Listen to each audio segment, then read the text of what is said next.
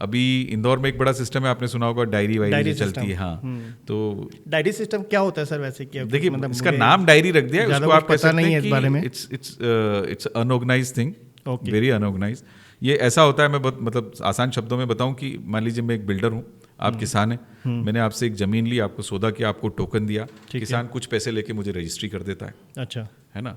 अब वो ज़मीन की रजिस्ट्री हो गई, मेरे पास ज़मीन का लेआउट आ गया, मैंने आर्किटेक्ट से उस पर लाइनें खिंचवाई, प्लॉटिंग कर दी, और वो प्लॉटिंग मैंने इन्वेस्टरों को बोल दिया कि साहब, शायद ये कुछ प्री लॉन्च जैसा है। हाँ, इसको प्री लॉन्च शब्द भी कह सकते हो आप, कि ये मतलब हमारी यहाँ लेमन भाषा में काफी एडवर्टीजमेंट में देखता हूँ तो किसी में प्री लॉन्च लिखा रहता है, किसी में एडवर्टीजमेंट में तो आप लिख ही नहीं सकते ये, क्योंकि रेरा नहीं है आपके पास। ओके, सोशल मीडिया की मैं बात कर रहा हूँ, सोशल मीडिया में जरूर, पर वो भी बैन है एक्चुअली। अगर उसमें रेरा चाहे, मतलब उसमें आपके खिलाफ केस दर्ज हो सकता है बगैर रेरा के, अगर आप ये कर रहे हो तो। ओके, रेरा एक्ट में ये प्रोहिबिटेड है कि जब तक आपके पास रजिस्ट्रेशन नहीं आ जाता तब तक आप प्रचार प्रसार नहीं कर सकते, और प्रचार प्रसार जब आप करते हो तो आपके हर प्रचार प्रसार में नीचे रेरा रजिस्ट्रेशन नंबर होना कंपलसरी है, जैसे जीएसटी हर जगह लिखना मैंडेटरी है, वैसे तो ये जो अनऑर्गेनाइज सेक्टर वाले लोग हैं, जमीन का सौदा किया, उस पर लाइनें खींची, और फिर वही जो ब्रोकर्स होते हैं वो इन्वेस्टर को लाते हैं कि भैया वो बिल्डर हैं आशीष भैया, बढ़िया काम करते हैं, आप चिंता मत करो, बहुत अच्छी अपॉर्चुनिटी है, आप तो ले लो।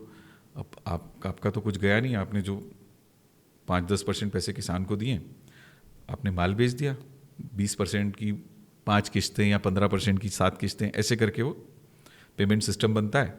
तो पहली 2-3 किस्तें जो पेमेंट आता है वो किसान को दे दी जाती हैं, तब तक वो आर्टिफिशियली इन्फ्लेशन शुरू होता है। कमोडिटी में जैसे आप देखते हो शेयर बाजार में रोज शेयर के भाव चढ़ते उतरते हैं, वैसे ही ये लैंड का होता है कि मैं कई एरिया में देखा है, मैंने ये नोटिस भी किया है, मुझे बड़ा आश्चर्य भी होता है, मेरी समझ में नहीं आता, पर ठीक है, हो रहा है, देख रहे हैं।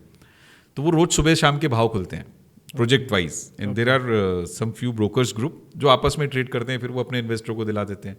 तो 1 लेवल, 2 लेवल, 3 लेवल, 4 लेवल, किसी ने 1 किस्त में बाहर कर दिया, किसी को 2 किस्त में बाहर करा, किसी को 4 चौथी किस्त में बाहर करा। अब होता क्या है, इसमें अधिकांश प्रोजेक्ट देर सबेर कंप्लीट हो जाते हैं, पर कुछ प्रोजेक्ट अटक जाते हैं। सर, इस चीज़ का मैं लॉजिक नहीं समझ पा रहा हूँ। अगर एक एक्स डेवलपर हैं जिन्होंने बनाई वो ज़मीन ली इसीलिए कि वहाँ पर उन्हें प्रोजेक्ट लाना है, ठीक है, वो जब प्रोजेक्ट आएगा तो बट ऑब्वियस वो सेल भी होगा, तो ये इलीगल तरीका अपनाने की क्यों ज़रूरत पड़ती है उन लोगों को? उसकी सबसे बड़ी वजह है कैश फ्लो। पैसा है नहीं मेरी जेब में ना, I want to become a builder.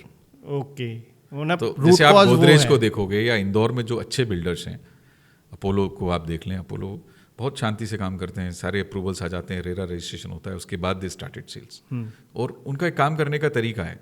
और भी कुछ बिल्डर्स हैं जिनको आप देखेंगे तो थोड़ा व्यवस्थित काम करते हैं कि जब तक सारे अप्रूवल्स नहीं आ जाएं तब तक, क्योंकि उनको किसान को पैसा नहीं देना, वो अपनी लैंड परचेज करते हैं, प्रोक्योर करते हैं, उसको पैसा देते हैं, रजिस्ट्री कराते हैं, फिर सारे अप्रूवल्स लेते हैं, फिर काम शुरू करते हैं। अब ये जो अनऑर्गेनाइज हैं, जिनको बिल्डरशिप का बहुत ज़्यादा एक्सपीरियंस नहीं है, या एक्सपीरियंस भी है पर कैपिटल, लैक ऑफ कैपिटल है, तो ये कैपिटल रेज करते हैं। ओके, मतलब उसी के डेवलपमेंट के लिए पहले लैंड के लिए पैसा लेते हैं, फिर अगर लैंड का चुक गया, उसके बाद बच गया, तो फिर वो डेवलपमेंट में पैसा जाता है। ओके, मतलब उनकी जेब का कुछ नहीं लगता जेब का, हाँ, वो इंदौर में एक बड़ा अच्छा वो है जुमला इसके लिए, पानी पे मलाई जमाना। अच्छा, हाँ, दूध उबालेंगे, जितना उबालेंगे उतनी गाड़ी मलाई आएगी, ऐसा बोला जाता है। पर अब पानी को उबाल के तो मलाई नहीं जमती ना, पर हमारे इंदौर में ऐसा सिस्टम है कि कुछ भी नहीं है, पानी को उबाल के मलाई जमाई जा रही है। मतलब रियलिटी में वो रियल नहीं है। हाँ, एक थॉट आया कि भाई ये ज़मीन पे एक्स कॉलोनी बनाते हैं, पैसा अपना नहीं लगाना है, रेस करना है, फिर उससे ज़मीन खरीदना है, फिर और रेस करना है, फिर उससे डेवलपमेंट करना है, और वो होता है नहीं होता ये नहीं पता होता है। ये नहीं पता होता। ओके, तो ये सर एक बहुत बड़ी प्रॉब्लम है, और शायद इसके लिए आप देखेंगे ना, अगर आप अखबार पढ़ते हो तो आए दिन अखबारों में छपता आ रहा है सर, आ रहा है। जब हमारे यहाँ जो एडमिनिस्ट्रेशन है, जो डीएम कलेक्टर हैं, उन्होंने कई बार इस पर सख्त कार्रवाई भी की जी, है ना, पर दिक्कत यह है कि गवर्नमेंट भी कितने लोगों पे नजर रखे, है ना। इसके लिए तो बायर को अवेयर होना पड़ेगा। अगर वो इन चीज़ों को ना खरीदे, जैसे शेयर बाजार में पेनी स्टॉक नहीं खरीदते, नहीं खरीद सकते, खरीद सकते हैं पर नहीं खरीदते हैं नॉर्मली। मतलब अगर आप नए इन्वेस्टर हैं या आपकी छोटी मोटी धनराशि है, तो आप ब्लू चिप कंपनियों में या अच्छी कंपनियों में आप निवेश करते हो, वैलिडेटेड कंपनी हम उसमें इन्वेस्ट करते हैं। तो वही चेक सिस्टम आपको यहाँ भी लगाना पड़ेगा प्रॉपर्टी में, कि मैं जो प्रॉपर्टी खरीदूंगा वो रेरा रजिस्टर्ड होगी, उसके आसपास इंफ्रास्ट्रक्चर होगा। अब आप जंगल में जाके कहीं खंडवा रोड पे चोरल के पीछे जाके कोई कॉलोनी काट रहे हो और वो 1500 रुपये फुट में मिल रही है, इसलिए आप जाके खरीद रहे हो। अब सस्ते के चक्कर में वो अल्टीमेटली इस बहाने मेरी ज़मीन हो जाएगी। मैं आपको बताता हूँ 90 नहीं 2009-10 के आसपास ही कुछ नागपुर की कंपनी आई थी, नागपुर साइड की, नाम तो नहीं जानता मैं, पर उन्होंने शहर से 20-25 किलोमीटर दूर कॉलोनियाँ काटी थी, 200 रुपये फुट, 300 रुपये फुट। वो आज तक डेवलप नहीं है। कोई इक्का दुक्का कोई इसमें से डिलीवर्ड हुई तो हुई हो, पर वो जनता का पैसा लिया और चंपत, वो ज़मीनें पड़ी हुई हैं। ऐसे इंदौर शहर में बाईपास पे भी हैं 1-2 एग्जाम्पल ऐसे, ओके, सुपर कॉरिडोर पे भी हैं ऐसे एग्जाम्पल्स। ये चारों तरफ हैं, पर इन चीज़ों से लोग सीखते नहीं हैं। सबसे बड़ा प्रॉब्लम ये है।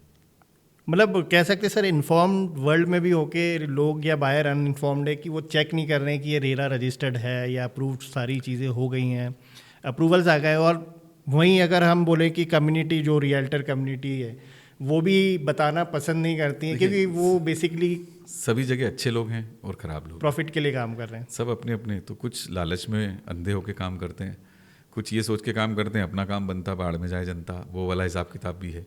जिस दिन सबकी सोच सही हो जाएगी, ईमानदार हो जाएगी, उस दिन आपको ये प्रॉब्लम्स नहीं मिलेंगे। उस दिन फिर आपको इंदौर शहर से 15 किलोमीटर दूर कोई कॉलोनाइजर कॉलोनी काटता हुआ नहीं मिलेगा, क्योंकि उसको पता है वहाँ कोई रहने नहीं आएगा।